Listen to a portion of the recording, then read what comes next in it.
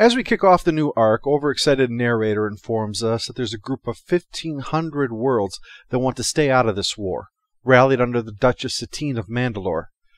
This is naturally surprising since the Mandalorians are famous for liking to fight as much as Jabba likes to supersize. Thus there are rumors that she is in reality building an army to fight for the Separatists, and Obi-Wan is being sent in to investigate that. The Prime Minister is polite but finds the rumors insulting.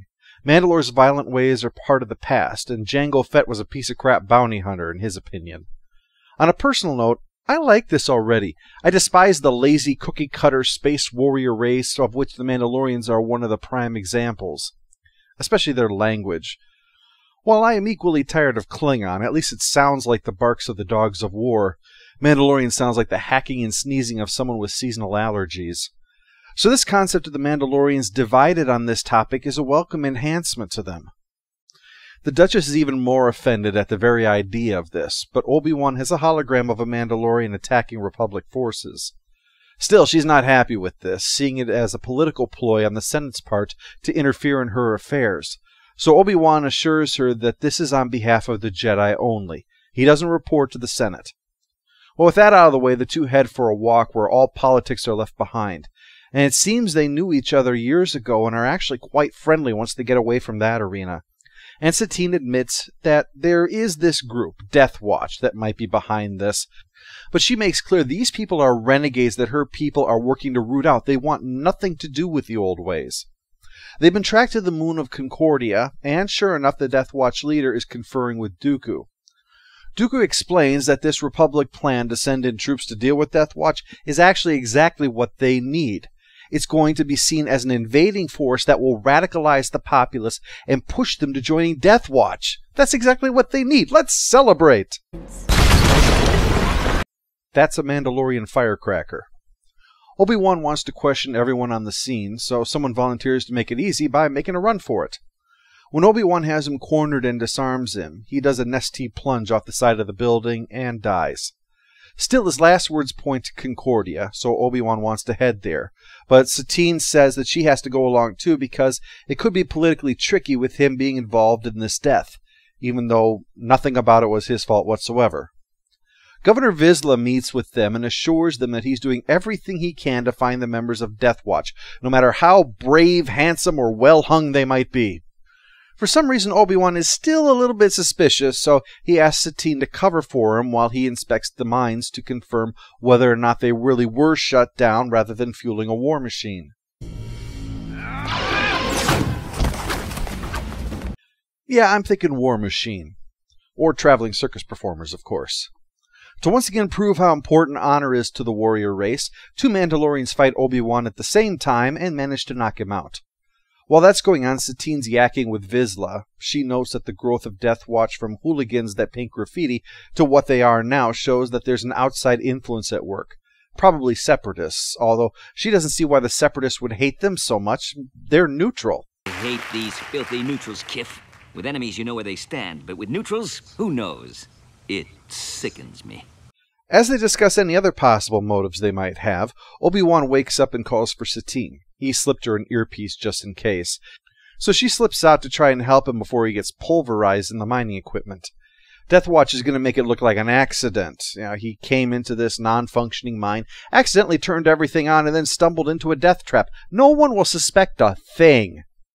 They're interrupted when Satine arrives and triggers the alarm, so they go running off, rather than staying to watch Obi-Wan's death, which admittedly is odd when your name is Death Watch. Maybe Death Watch is the name of the thing on their wrist that activates the flamethrower. Let me check the time on my Death Watch. Looks like it's flame o'clock. Smoke 'em if you got 'em. She slips past them and disables the crusher, but is now before the grinders can do their job. But she saves him from that too. For a man sworn to peace, you take an unseemly pleasure in the injuries of others. Hey, you're the pacifist ruler standing in the middle of your people's war factory. Let's not throw stones in your glass house, Duchess. I came a little too easily, probably because I'm usually talking to Archer when I say that. They head to the exit, but it's the wrong exit. Not surprising, since that doesn't look like a Wonka Vader, so it's not going to take them sideways to the entrance they came in. There's a bunch more Death Watch where they're coming out, leaving Obi-Wan with no choice but to fight once they attack, although he's not really geared for it without his lightsaber. You there! When I mentioned throwing stones in your glass house, that wasn't a suggestion, but it does at least provide the distraction Obi-Wan needs to save them. But then their leader shows up, and surprise, surprise, it's the governor, Vizsla. He challenges Obi-Wan to a lightsaber duel, and is good enough to give him his lightsaber back so that he actually can duel.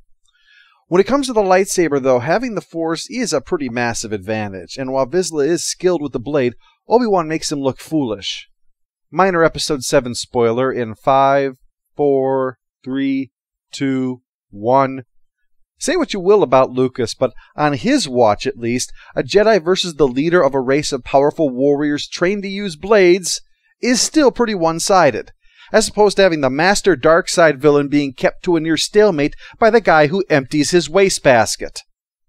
Vizsla knows that he's beaten, but in true warrior honor code, he gets mad and has all his men fire missiles at Obi-Wan instead of fighting him to the finish, forcing them to flee down the elevator shaft. But the bad guys figure, they better call it a day and withdraw. Satine and Obi-Wan are quite happy until they're ready to leave the planet, and then it's back to fighting again over the fact that Mandalore seems to be getting pulled into this war whether they like it or not. Oh yeah, they're heading to Coruscant to discuss this whole mess with the Senate now. That's why she's so mad. Satine wants nothing to do with violence. Reporting for escort duty, General. Well, good luck with that flight, Duchess. The Mandalore plot is a fast-moving episode giving us insight into three important things for the arc: the state of affairs with the Mandalorians, the establishment of the villain's plot, and the complicated relationship between Obi-Wan and Satine. The latter works well because it's clear that they're friends, but she has very strong feelings about this topic. As the story goes on, the layers are peeled back to give more of an insight into why she might be this passionate about the new Mandalorian ways, which I want to save for the third episode because I think it will be more relevant there. But let's just say for now that she has first-hand reasons to believe that neutrality has to be their way forward, just as Obi-Wan has valid reasons to say that the real world doesn't always allow you to do that sometimes a peacemaker has to perform an act of violence in order to maintain the peace. Next time, the journey to Coruscant is not without incident, which of course is perfect for Anakin, who was probably bored before the ship left the port.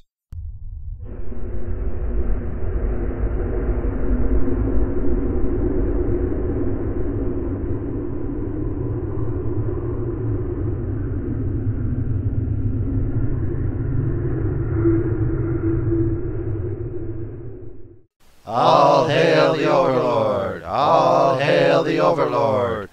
Your neutralness. It's a beige alert. If I don't survive, tell my wife hello.